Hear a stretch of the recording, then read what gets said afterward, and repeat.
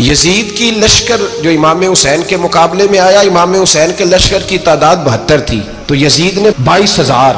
مجھے بتائیے 72 کا 22,000 سے کو مقابلہ ہوتا ہے؟ عمر بن سعد نے پھر عبید اللہ ابن زیاد کو لکھا کہ 22,000 بندے تھوڑے ہیں، کچھ بندے زیادہ بھیج. تو عمر بن سعد کو عبید اللہ ابن زیاد کہنے لگے کہ تو پاگل تو نہیں ہو گیا، 72 کے لشکر کا 22,000 بھیجا، اور کتنا بھیجو؟ تو اس نے کہا تمہیں یہ نہیں پتا یہ لوگ کون ہیں؟ یہ مولا علی شیر خدا کی اولاد ہے. ان میں ایک ایک شخص ایسا ہے جو 1,000 کے مقابلے میں لڑنا جانتا ہے. تو یہاں کمزوری دکھائی جاتی ہے. ہمارے بچے سمجھنے لگے ہیں کہ یہ شاید کوئی ایسی داستان ہے، اور اس طرح کا ماحول ٹی وی پہ میں دیکھ رہا تھا، اس طرح کا ماحول بنایا جاتا ہے جیسے کوئی خوف ہے. یعنی واقع کربلا کوئی ایسا واقعہ جسے دیکھ کے خوف طاری ہو جائے، بچے راتوں کو ڈرے. وہ اکیلے درخت دکھائے جا رہے ہیں اور تیر دکھائے جا رہے ہیں. او یار کیا قوم کی تربیت کر رہے ہیں؟ واقع کربلا حوصلے کا نام ہے، دلیری کا نام ہے. سنیں بات اصل میں کیا تھی، بڑے ٹھنڈے دماغ سے میری بات کو سمجھیے گا. حضرت مولا علی شیر خدا کے بعد مسلمانوں کے متفقہ امیر بنے تھے حضرت امیر معاویہ. انہیں امیر کس نے بنایا تھا؟ امام حسن نے، حضرت علی کے بڑے صاحبزادے. حضرت امام حسن نے ان سے صلح کی، انہیں خلافت دی. اور صحیح بخاری میں نبی پاک نے فرمایا تھا میرا بیٹا حسن سردار ہے، جب مسلمانوں کی جماعتوں میں لہو بہہ جائے گا تو حسن ان کی صلح کرا دے گا. وہ صلح امام حسن نے کرائی، جناب امیر معاویہ امیر بن گئے. حضرت امیر معاویہ رضی اللہ تعالیٰ عنہ بڑا پیار کرتے تھے نبی پاک سے، بڑا احترام کرتے تھے حضور کے خاندان کا. ان کی جو اجتہادی خطائیں ہیں وہ اپنی جگہ پہ موجود ہیں. چونکہ امام حسن نے ان سے صلح کر لی، لہذا ہم بھی ان کے بارے میں کوئی جملہ کہنے کے مجاز، ہماری مجبوری امام حسن ہے. اس لیے کہ جسے امام حسن صحیح کہے پھر امام حسن کے ماننے والے کو اسے غلط نہیں کہنا چاہیے. حضرت امیر معاویہ رضی اللہ تعالیٰ عنہ کا جب وصال ہوا تو حضرت امام حسن پہلے ہی ان سے وصال کر گئے، آپ کو زہر دے دیا گیا، آپ شہید ہو گئے. امام حسین موجود تھے. تو یزید کے بارے میں لوگوں نے کہا جناب امیر معاویہ سے کہ یہ ٹھیک ہے، مناسب ہے اور بہادر ہے، دلیر ہے، وہ جو ہوتے ہیں نا خوش آمدی ٹولہ. تو حضرت امیر معاویہ کے گرد بھی کچھ ایسے لوگ تھے، انہوں نے آپ سے کہا کہ یزید کو نامزد کر دیں. تو آپ نے یزید کو بلایا، حوالہ مجھ سے دیکھ لیجئے گا. بلا کے فرمایا کہ 3 بندوں کے سامنے اپنی خلافت پیش کرنا، اگر وہ تجھے مان جائیں تو امیر بن جانا، نہ مانے تو چپ کر کے گھر بیٹھ جانا. وہ 3 بندے کون ہیں؟ جناب عبداللہ ابن عباس، حضرت عبداللہ بن زبیر اور امام حسین رضی اللہ تعالیٰ عنہ. یہ وصیت فرمائی جناب امیر معاویہ. ہوا یہ کہ یزید جب امیر بنا نا، 2-3 چیزیں ہوتی ہیں جب کسی بندے کو قابو کرنا ہوتا ہے، 2-3-4-5 چیزیں ایسی ہوتی ہیں جس سے بندہ قابو آتا ہے. تو اس نے بھی فوری طور پہ، یزید نے دیکھا میرے لیے مسئلہ کیا بن سکتا ہے. ولید بن عتبہ اس وقت مدینے کا گورنر تھا. یزید نے اس کو خط لکھا کہ امیر عرب کا رواج آج بھی ہے کہ جب تک نئے خلیفہ کی بیعت نہیں ہو جاتی پرانے کے انتقال کی خبر ہی نہیں دیتے، اس کو رکھے رکھتے ہیں. یہ ان کا طریقہ ہے. وہ کہتے ہیں کہ ولی عہد اچھی طرح قبضہ کر لے پھر بتائیں گے. حضرت امیر معاویہ کا وصال ہو گیا، بتایا نہیں. یزید نے اب کیا کیا، چونکہ بڑا چلاک آدمی تھا، بڑا شاطر تھا، بڑا تیز تھا، اس نے ولید کو خط لکھا. کہنے لگا کہ فوری طور پہ عبداللہ ابن عباس کو بلاؤ اور اسے کہو میری بیعت کریں. یہ جو بیعت ہوتی تھی نا، یہ بھی سن لے کیا ہوتی تھی. یہ بیعت حلف ہوتا تھا کہ میں اللہ رسول کے نام پہ حلف دیتا ہوں کہ میں یزید کی اطاعت کروں گا، میں اس کے خلاف کوئی بغاوت نہیں کروں گا. یہ بیعت لوگ سمجھتے ہیں کہ بس ہاتھ پکڑنے کا نام بیعت تھا. اس بیعت کا متبادل جمہوری ملکوں کے اندر ووٹ آیا ہے. تو کہا بیعت کرے. حضرت عبداللہ ابن عباس کو بھی بلاؤ، عبداللہ بن زبیر کو بھی بلاؤ، امام حسین کو بھی بلاؤ. امام حسین آدھی رات کے وقت بیٹھے تھے مسجد نبوی میں، چونکہ 5 نمازوں کی آپ امامت کرتے. امام حسین نماز پڑھا کے عشاء کی بیٹھے تھے. جناب عبداللہ بن زبیر، عبداللہ بن زبیر کون تھے؟ یہ نبی پاک صلی اللہ علیہ وسلم کی پھوپھی پوتے تھے اور جناب صدیق اکبر کے نواسے تھے. حضرت عبداللہ بن زبیر اور جناب زبیر بن عوام عشرہ مبشرہ صحابی ہیں، ان کے بیٹے تھے. بہت زیرک آدمی تھے. یہ بھی امام حسین کے پاس بیٹھے تھے. عبداللہ ابن عباس بھی تھے جو حضور کے چچا کے بیٹے ہیں، اس امت کے پہلے مفسر ہیں قرآن پاک. یہ لوگ بیٹھے تھے. تو ولید نے ایک بندہ بھیجا، اس نے آ کے کہا جناب آپ کو گورنر صاحب نے بلایا ہے. تو عبداللہ بن زبیر کہنے لگے حسین اس وقت بلانے کی بات سمجھ میں نہیں آئی. تو امام حسین بڑے بصیرت والے تھے، اللہ نے بصیرت دی تھی. کہنے لگے عبداللہ آپ کو سمجھ نہیں آئی، مجھے سمجھ آ گئی ہے، امیر معاویہ وصال کر گئے اور یہ ہمیں جو بلایا گیا ہے نا، یہ یزید کی بیعت کے لیے بلایا گیا ہے. تو کہا پھر آپ آدھی رات کو نہ جائیں، آپ کے لیے خطرہ ہوگا۔ تو امام حسین فرمانے لگے خطرہ حسین کو نہیں ہوتا۔ نہیں، کہا پھر بھی آپ مہربانی کریں ذرا احتیاط سے جائیں۔ تو جناب عبداللہ ابن زبیر نے، عبداللہ ابن عباس نے 14 بندے نیزے دے کے، تلواریں دے کے امام حسین کے ساتھ بھیجے اور کہا کہ امام حسین اگر اس نے کوئی غلط ملت بات کی نا، زبردستی بیعت کرنے کا کہا، تو آپ بس کوئی ایک بات اونچی آواز میں کر دینا، یہ سپاہی پیچھے آ جائیں گے۔ امام حسین ان 14 بندوں کو لے کے گورنر ہاؤس پہنچ گئے۔ جب آپ وہاں پہنچے، اس نے بتایا، اس نے کہا جی حضرت امیر معاویہ انتقال کر گئے اور آپ نے یزید کی بیعت کرنی ہے۔ تو امام حسین فرمانے لگے میں چھپ کے بیعت نہیں کروں گا، مجمع لگاؤ، جمعے والے دن اعلان کرو، جو طریقہ ہے حضرت ابوبکر صدیق کا، جو طریقہ ہے حضرت عمر فاروق کا، جو انداز حضرت عثمان غنی کا ہے، جو مولا علی کا ہے، سر عام اعلان کرو، اگر ساری دنیا یزید کی بیعت کرے گی تو میں بھی تیار ہوں۔ تم مجھ سے بیعت لے کے پھر لوگوں کو بتانا چاہتے ہو کہ حسین بیعت ہو کر رہے ہیں، تو تم کیوں نہیں کر رہے؟ میں عام آدمی نہیں ہوں، لہذا چھپ کے بیعت نہیں کرتا۔ جب یہ بات کی نا تو ولید بڑا نرم دل تھا اور امام حسین کی شان کو جانتا تھا، وہ جانتا تھا یہ نبی پاک کا خاندان ہے۔ اس نے کہا جی مجھے تو حکم تھا، باقی آپ حضور کے نواز ہیں، میں کر کچھ۔ وہاں ایک بڑا بدبخت شخص بیٹھا تھا، عبد الملک بن مروان، وہ ولید سے کہنے لگا کہ اگر حسین آج تمہارے ہاتھ سے نکل گئے تو تمہارے لیے بہت بڑا مسئلہ کھڑا ہو جائے، انہیں جانے نہ دینا، یا بیعت کراؤ یا ان سے کہو جنگ کے لیے تیار ہو۔ تو امام حسین رضی اللہ تعالیٰ عنہ کے کانوں میں آواز گئی تو فرمانے لگے ابن مرجانہ، اگر تیرے اندر جرت ہے تو آ سامنے حسین کے، اس کے کانوں میں باتیں نہ کر، کانا پھوسی نہ کر، باہر آ میدان میں، شرارت نہ کر، باہر آ، میں تمہیں ابھی بتاتا ہوں کہ حسین سے مقابلہ کرنے کا انجام کیا ہے۔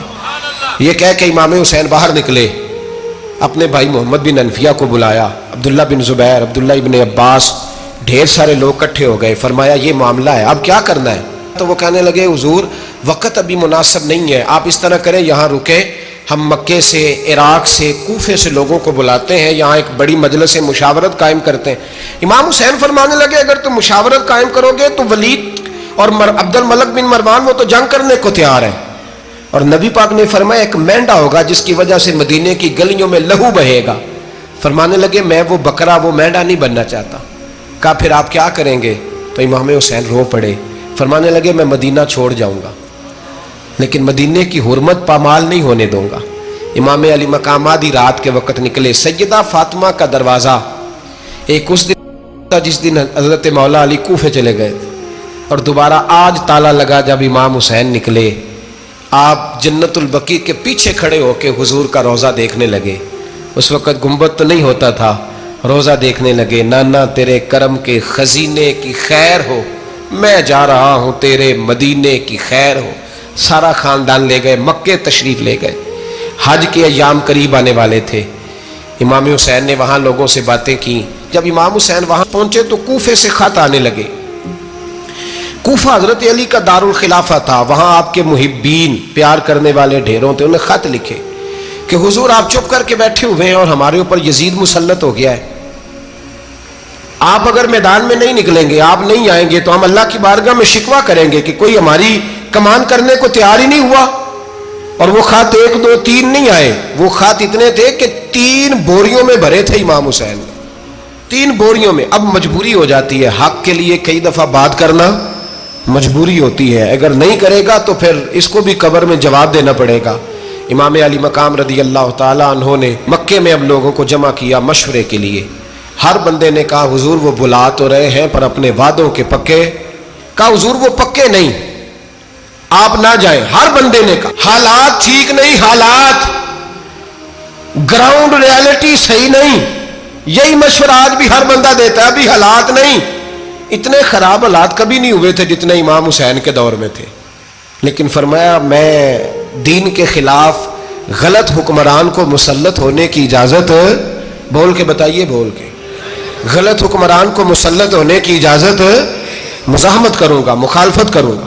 امام کہنے لگے کوئی بات نہیں، وہ میرے ساتھ چلے نہ چلے لیکن میں کوفے جاؤں گا، وہ لوگ میرے ساتھ کھڑا ہونے کو تیار ہے تو وہ جھوٹ ہے یا سچ ہے پر میں چلوں گا۔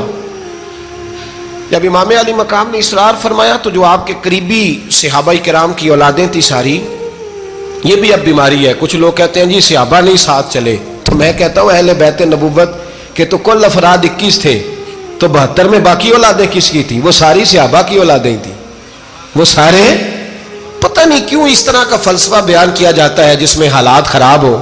حضرت سیدنا امام علی مقام کو جب بہت زیادہ کہا گیا نا تو امام حسین رضی اللہ تعالیٰ انہوں نے فرمایا چلو میں ایک کام کرتا ہوں، مسلم بن عقیل کو بھیجتا ہوں. حضرت علی کے بھتیجے ہیں، امام حسین رضی اللہ تعالیٰ عنہ کے چچا کے بیٹے ہیں حضرت عقیل کے صاحبزادے مسلم بن عقیل. بڑے سمجھدار آدمی تھے، معاملہ فہم تھے، بڑے جری تھے. اتنا زبردست مشورہ کم لوگ دیتے ہیں جتنا حضرت مسلم بن عقیل دیتے تھے. ان کو بھیجا گیا کوفے. اب اس میں بڑی تفصیل ہے، وہ اپنے 2 بچے بھی لے گئے. جب وہ کوفے پہنچے نا تو کوفے پر جناب نعمان بن بشیر کی حکومت تھی. آپ گورنر تھے اور اہل بیت سے بڑی عقیدت رکھنے والے، نرم رویہ. عبید اللہ ابن زیاد کوفے کا گورنر نہیں تھا، یہ کسی اور علاقے کا تھا. جب آپ وہاں پہنچے تو نعمان بن بشیر نے دیکھا کہ حضرت مسلم بن عقیل آئے ہیں تو لوگ دوڑے ان کی بیعت کرنے، بھاگے. اتنے لوگ جمع ہوئے کہ ایک دن میں 17,000 آدمی نے بیعت کر لی. کتنے بندے جی؟ 17,000 آدمی ایک دن آیا. اب وہ جو امام مسلم بن عقیل کے وہاں نعرے لگانے والے تھے کہنے لگے حضور یہ پہلے دن کی کارکردگی ہے، 2-4 دن میں دیکھیے کیا ہوتا ہے. 2-4 دن میں کیا ہوا؟ 40,000 آدمی نے بیعت کر لی. اب وہ 40,000 بندہ تیار ہو گیا. ادھر سے جو یزید کے وفادار تھے انہوں نے خط لکھا یزید کو کہ تو نے بڑا نرم آدمی گورنر بنایا ہے اور 40,000 بندہ چلا گیا حسین کی طرف. اگر ایک دن مسلم بن عقیل اور رہے تو جو تمہارا گورنر بیٹھے ہیں نا جناب نعمان بن بشیر، ان کو گورنر ہاؤس سے نکال کے مسلم بن عقیل قبضہ کر لیں گے. تو چپ کر کے بیٹھا ہے. یزید بڑا تیز تھا، اس نے ایک آدمی گھوڑے پہ دوڑایا. عبید اللہ ابن زیاد ایک اور علاقے کا گورنر تھا پر بڑا ظالم سا بدماش تھا، بڑا سخت گیر آدمی تھا. اس کو کہا کہ تو پہلے ایک صوبے کا گورنر ہے، جا تجھے دوسرا صوبہ بھی دیا. اس طرح کار فوری طور پہ کوفے پہنچ اور جا کے مسلم بن عقیل کو گرفتار کر، جو آدمی ان کا ساتھ پھر بھی دے اسے قتل کر دے. اس نے کیا کیا؟ وہ آدھی رات کو آیا، منہ چھپایا، جبہ پہنا. لوگ سمجھے امام حسین آ گئے. بہت سارے لوگوں نے اس کے نعرے بھی لگائے. وہ چپکے سے داخل ہوا اندر اور چپکے سے داخل ہو کے اس نے سب سے پہلا کام یہ کیا کہ نعمان بن بشیر رضی اللہ عنہ کو معزول کیا، کوفے کے گورنر ہاؤس پہ قبضہ کیا. پھر اس نے اسی وقت سوئے ہوئے سرکردہ لوگ، جس طرح ایک گاؤں کا چودھری دوسرے کا محلے میں قبیلوں کے جو لوگ تھے چودھریوں کو بلایا، کچھ کو سزائیں دیں، کچھ کو سخت کہا، کچھ کو ان کے عیب گنوائے کہ وہ تمہارا فلانا مسئلہ پھر خراب کر دوں گا، بلیک میل کیا. صبح ہونے تک حالات اگر تم نے میرے قابو میں نہ کیے تو یاد رکھنا بڑا مشکل ہوتا ہے حق پہ کھڑا ہونا. بڑی چیزیں لوگوں کو یاد آتی ہیں، اللہ جانتا ہے. پہلے کچھ ہوتا ہے، بعد میں معاملہ کچھ ہوتا ہے. حضرت مسلم بن عقیل کے ساتھ جس دن عبید اللہ ابن زیاد آیا 40,000 کا لشکر تھا. اگلے دن صبح ہوئی، اگلے دن تو یہ حال ہو گیا کہ آپ جب کوفے کی جامع مسجد میں زور کی نماز کے لیے گئے تو 5-7 ہزار آدمی نماز پڑھنے آیا. اور جب مغرب کا وقت آیا تو لوگوں نے چند ہزار لوگ رہ گئے، نماز کی نیت باندھی. توجہ کرنا میری بات پہ، ایک مسئلہ بھی سمجھ میں آئے گا. لوگوں نے نماز کی نیت باندھی تو حضرت مسلم بن عقیل امامت کر رہے ہیں، ہاتھ باندھے ہوئے ہیں. تو بہت سارے لوگوں نے پیچھے ہاتھ چھوڑ دیے. ایک بندے نے دوسرے سے پوچھا وہ ہاتھ کیوں نہیں باندھتے؟ کہنے لگے اگر عبید اللہ ابن زیاد کے کسی بندے نے دیکھ لیا نا تو ہم اسے کہیں گے ہم تو نماز پڑھ ہی نہیں رہے تھے، ویسے ہی کھڑے تھے، ہاتھ ہی نہیں باندھے سرے سے. جب نماز کی امامت باندھی تو 10-11 صفیں تھیں. جب مسلم بن عقیل رضی اللہ تعالیٰ نے سلام پھیرا تو پیچھے بندہ ہی کوئی نہیں تھا. حضرت مسلم بن عقیل کو گرفتار کیا گیا. عرب کا رواج تھا دشمن کو سخت سزا دیں تاکہ باعث عبرت بنے. بہت اونچا مینار تھا کوفے کا گورنر ہاؤس کا، اوپر لے جا کے جناب مسلم بن عقیل کو زمین پہ گرایا گیا. اور جب وہ شہید ہو گئے تو شہید ہونے سے ایک رات پہلے وہ خط لکھ چکے تھے امام حسین کو کہ آپ آ جائیں، حالات بڑے اچھے ہیں. خط ملا تو امام حسین مکے سے کوفے کی جانب چل پڑے. امام علی مقام رضی اللہ تعالیٰ عنہ جب چل پڑے تشریف لا رہے تھے تو رستے میں فرزق شاعر ملا، بڑا محب اہل بیت تھا. رستے میں ملاقات ہوئی، اللہ اکبر. حضرت مسلم بن عقیل جب گرایا شہید ہو گئے تو پھر اس نے اس طرح کیا کہ آپ کی لاش کو لٹکا دیا چوک میں. لوگ دیکھتے تھے تو عورتیں بچوں کو کہتی تھی تو نے باہر نہیں نکلنا, ہم نے نہیں امام حسین کے ساتھ چلنا, بس بڑا خوف ہے, کوئی بندہ نہ باہر نکلے, کوئی نہیں ضرورت ہمیں, حالات بہتر ہوگی تو دیکھی جائے. آج کتنے لوگ ہیں, کتنی دیگیں پکی, کتنی نیازیں بٹی, کیا کچھ ہوا. آپ ناراض نہ ہونا, میں آپ میں سے ہوں, آپ مجھ سے ہیں, یہ بات آپ کی نہیں میری سب کی ہے. آج بھی اگر امام حسین کے نام پہ جان دینے کی باری آئے گی تو دیگیں رہ جائیں گی. ناراض تو نہیں ہو گئے آپ لوگ؟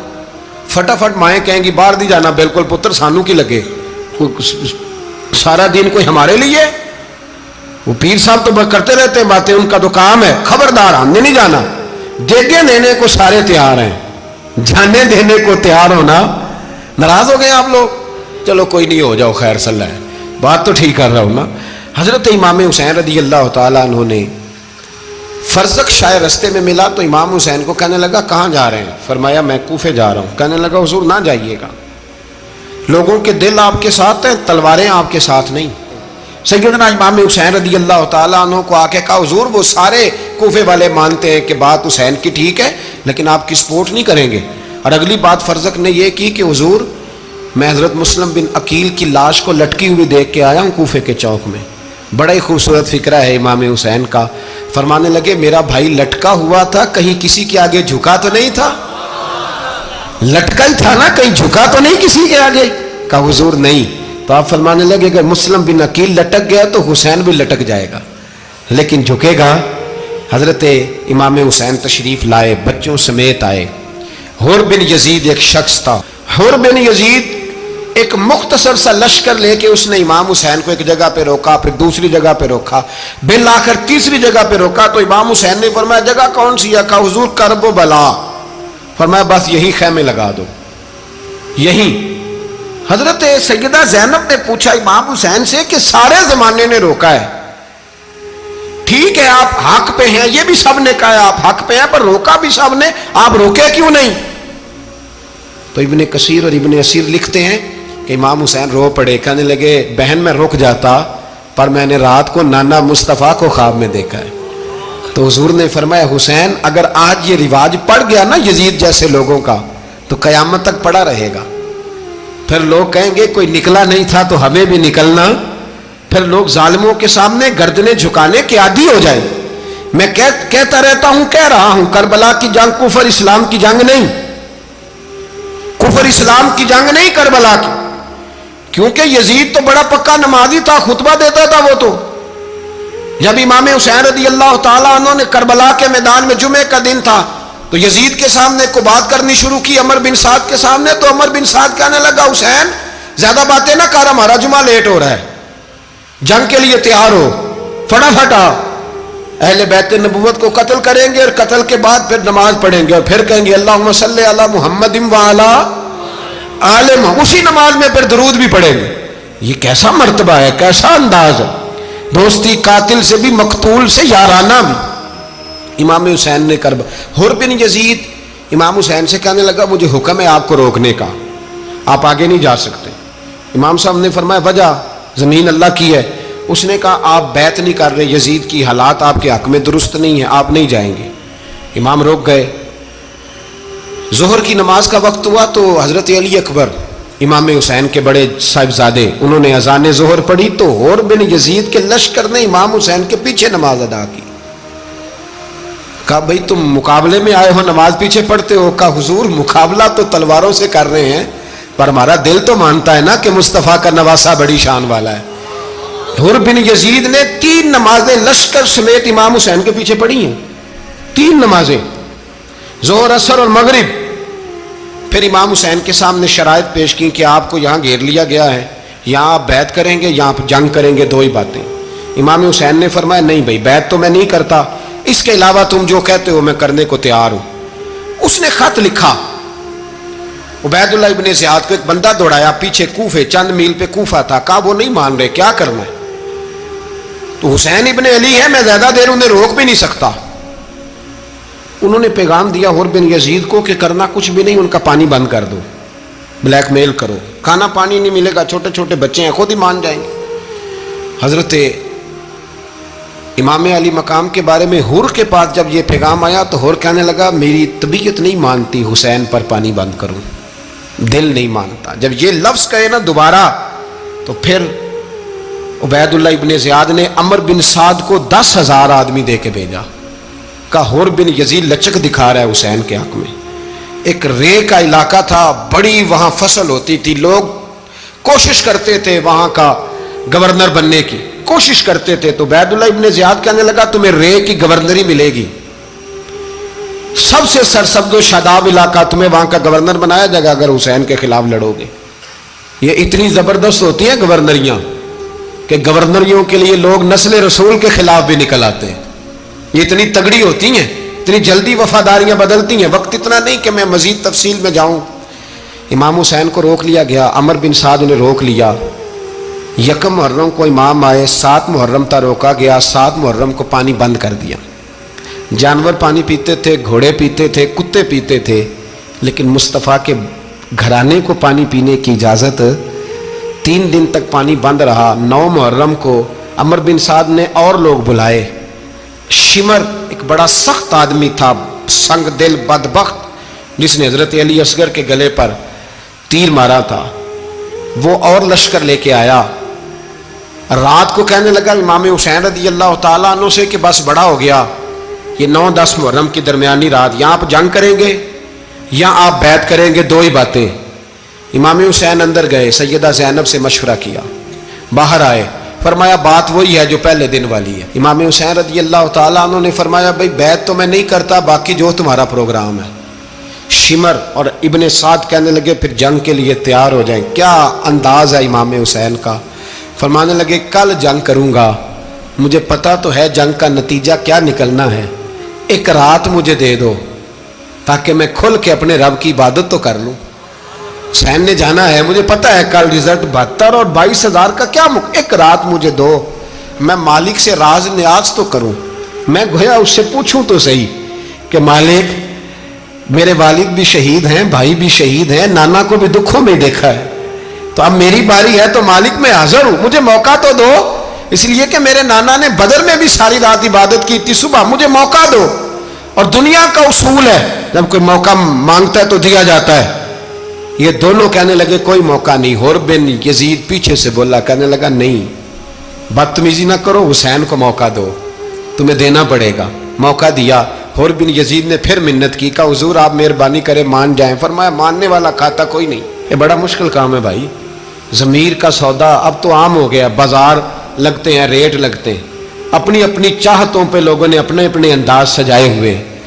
کوئی آدمی بس اچھے طریقے سے نام لے لے تو بس ہم اس کے پیچھے چل جاتے، اب تو عام ہو گیا یہ معاملہ۔ امام حسین نے فرمایا ہو ہی نہیں سکتا، ممکن ہی نہیں ہے۔ ساری رات عبادت میں گزری، ریاضت میں گزری، تہجد کا وقت ہوا تو گھر والوں کو بلایا، فرمایا دیکھنا تمہاری سی کی آواز نہ باہر آئے، خبردار سی کی آواز نہ آئے۔ اور امام زین العابدین سے فرمایا تو بیمار ہے، تو جہاد نہیں کرے گا، لیکن خیال رکھنا پیچھے۔ اور بڑی قیمتی بات بتا رہا ہوں، ہماری بیویاں کسی کے گھر میت ہو جائے تو 4 دن بخار نہیں اترتا۔ امام علی مقام نے سیدہ زینب سے فرمایا تو بڑی ہے، میری بہن ہے، پیچھے سارے بچے ہیں، جوان ہیں، ان کے حوصلے تیری ذمہ داری ہیں۔ صبح جنگ کا طبل بجنے لگا، فجر کی نماز پڑھی، سورج چڑھا، 10 محرم کا دن، جمعے کا وقت، جناب سیدنا امام حسین رضی اللہ تعالیٰ عنہ نے ریت پر سجدے کیے، لمبے سجدے، لمبی نماز۔ سورۃ الشمس کی آیات دوسری رکعت میں پڑھی تو سارا کربلا گونجنے لگا۔ کیا انداز تکلم تھا امام علی مقام کا۔ نماز مکمل ہوئی تو حور بن یزید، عمر بن سعد اور شیمر سے کہنے لگے واقعی حسین سے لڑو گے؟ پتہ نہیں کون ہے۔ قُلْ لَا أَسْأَلُكُمْ عَلَيْهِ أَجْرًا، تم نے نہیں پڑھا، إِلَّا الْمَوَدَّةَ فِي الْقُرْبَى، تمہاری آنکھیں بند ہیں، الحسن والحسین سید الشباب اہل جنہ، تمہیں نہیں پتا؟ کہنے لگا چپ کر، حکومت نظر آ رہی ہے۔ اور بن یزید کہنے لگے پھر میرا بھی فیصلہ سنو، مجھے حکومت نہیں چاہیے، مجھے جنت چاہیے، حکومت نہیں چاہیے۔ امام حسین کی پہلی فتح دیکھیں، حور بن یزید ایڑی لگا کے نا یزید کے لشکر سے نکل کے امام حسین کے لشکر میں شامل ہو گیا، اور پہلا شخص جس نے امام حسین کو روکا इमाम हुसैन के नाम पर पहला सर भी इसी शख्स ने कटाया है, लेकिन यजीद की कब्र पे लानत भी कोई नहीं बरसाता। उसका महल था बहुत बड़ा, लेकिन जब लोग करबला में इमाम हुसैन को सलाम करने जाते हैं तो कदमों में हुर बिन यजीद का मज़ार भी बना हुआ है, उसको भी सलामी दी जाती है। और अब हम अकेला हुर बिन यजीद नहीं कहते, हम कहते हैं हुर बिन यजीद रदी अल्लाह ताला। अब हम इतनी ताजीम करते हैं उस हुर की। जनाबे इमाम हुसैन को मैदान में खड़ा किया गया, जिहाद का तबल बजा, पहले खुद्दाम आए।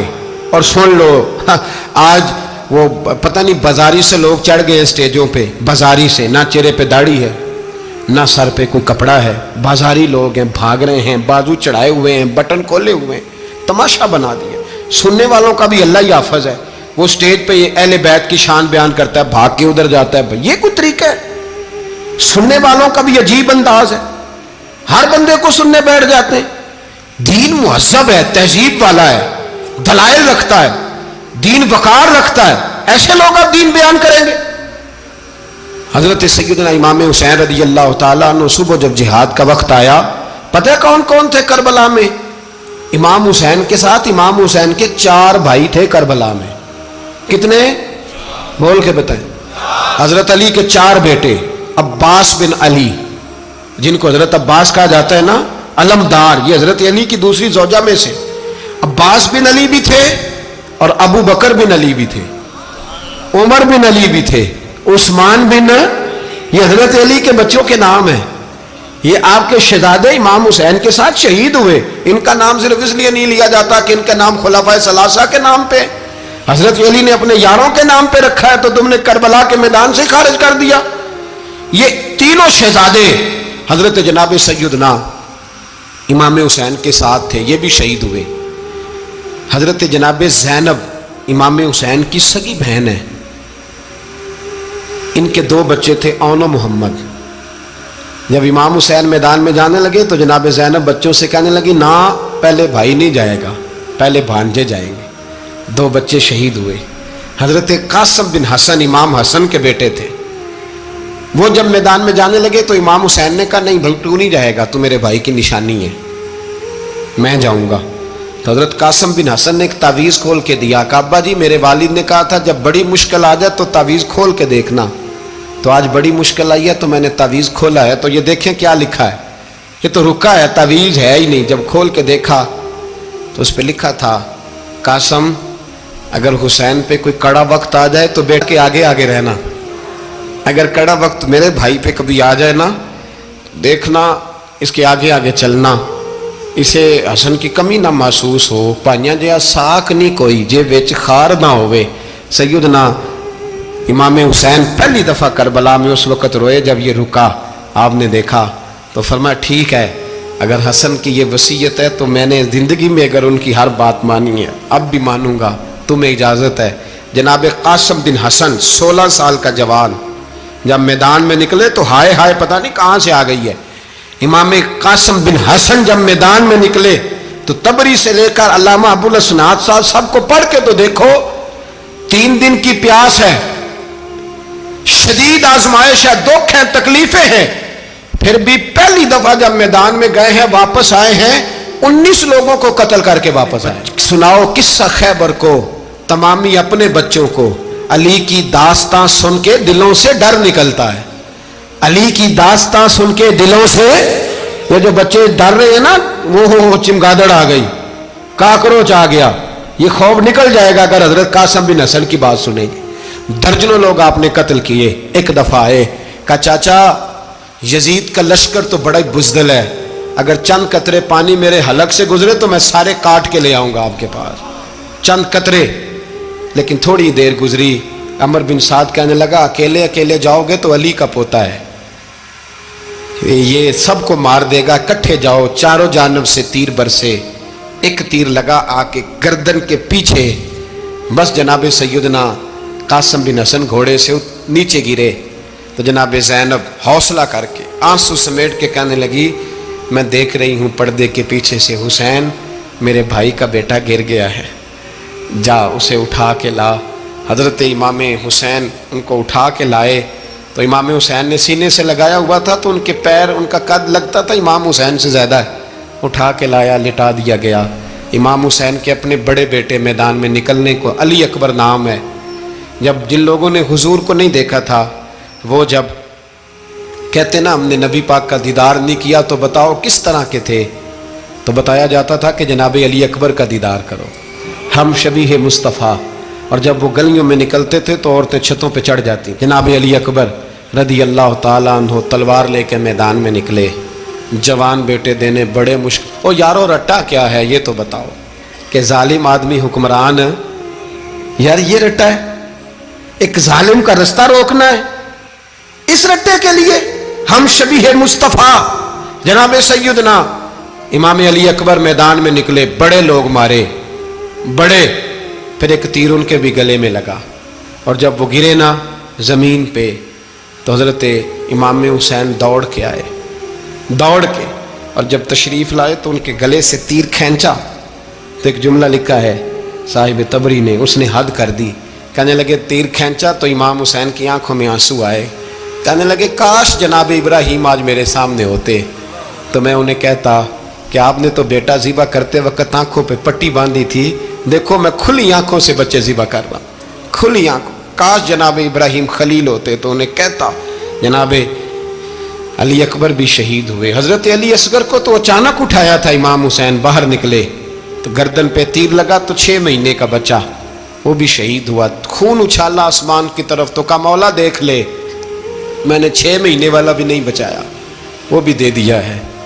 پھر حضرت عباس کو بیٹیوں نے کہا کہ اب نہ، کچھ کہتے ہیں پہلے شہید ہوئے، کچھ نے لکھا بعد میں، کہ اب ہم سے پانی کے بغیر نہیں رہا جاتا، تو جناب عباس پانی کا مشکیزہ لے کے نکلے باہر، ایک ہاتھ کٹا، دوسرے پہ مشکیزہ وہ بھی کٹا، پھر پانی تو بھر لیا تھا لا نہ سکے، پھر گردن کٹی تو شہید ہوئے۔ بچوں کی بھی شہادت ہوئی، پر جب ان کا لاشا اٹھایا تو امام حسین کہنے لگے مولا اب نہ حسین کی کمر کمزور ہو گئی ہے، اب کمزور ہو، اور بھائی ایک میت ہو جائے تو 4-5 دن تو پوری آنکھیں نہیں کھلتی، کیسا جری خاندان ہے۔ تھوڑی دیر گزری تو امام علی مقام نے پٹکا باندھا، سر پہ دستار باندھی، مولا علی کی تلوار پکڑی، نبی پاک کا امامہ باندھا اور گھوڑے پہ سوار ہوئے تو کہنے لگے زینب گھر تیرے حوالے اور میں اللہ کے حوالے، گھر تیرے حوالے اور میں، اور پھر امام حسین نکلے، امام علی مقام نکلے۔ راوی کہتے ہیں کہ یہ جلوہ پہلے بھی بڑے سونے تھے پر آج جو رنگ دیکھا وہ کبھی نہیں دیکھا، کیا انداز تھا، جدھر جاتے نعرہ لگاتے تو حد ہو جاتے، اتنے لوگ امام حسین نے کاٹے، اتنے کاٹے، پھر واپس پلٹ کے آئے اور کہنے لگے زینب ذرا پردے کے پیچھے سے دیکھ تو صحیح میری بہن، ان بزدلوں کو جرت ہی نہیں ہو رہی حسین کے مقابلے میں آنے، ایک دوسرے کو دھکا دیتے، تو جا تو جا، پھر اکٹھے وار ہوئے۔ یہ کون ہے کٹا ہوا، لباس ہے پھٹا ہوا، یہ بال یقین حسین ہے، نبی کا نور عین ہے۔